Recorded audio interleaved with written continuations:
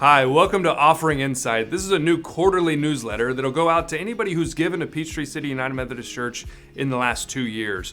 I want to start by saying thank you. Thank you for investing in God's work at this church. Thank you for empowering our community to continue connecting our neighbors with the hope of the gospel. Your gifts have made that possible as we continue to move into this new future that God is calling us to live into. So thank you, and thank you. Here are the kinds of things that we want to share with you. And this is all part of honoring your gift, right? You have invested what God has given you in the work that God is doing here. We want to honor that by sharing with you some additional insights about things that are happening in the church. So this month, you'll hear about our financial health from January through October. You'll also hear about some of our attendance trends and see how we're doing this year compared to previous years. And you'll also hear a few stories, because these stories are the direct result of God's work and your giving. So you're going to hear stories like Alan Cole's story. Alan is a young man who we baptized a few weeks ago. His family came for the first time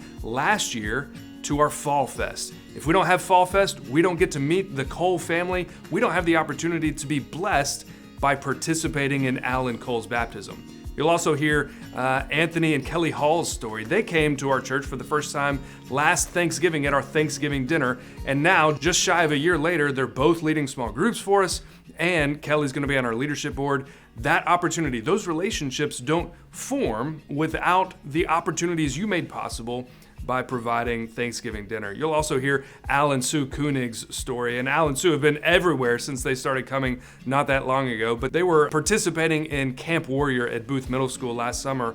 They had the opportunity to interact with some of those middle schoolers who are walking into a new setting, not knowing where they're going. Al and Sue were a great example of how we're extending a ministry of hospitality at a Booth.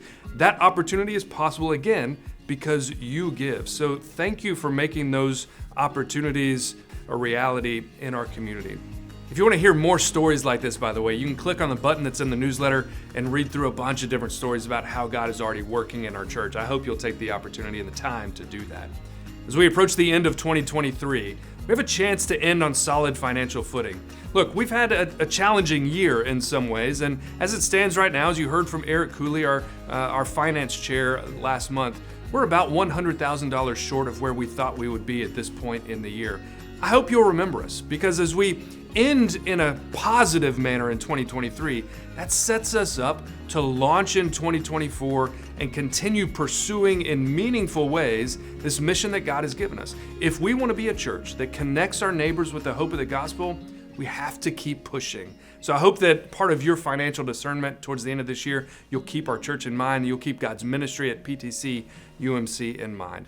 And finally, friends, I want to say one more time, thank you. Thank you for making possible the work of God's grace and ministry in and through our church.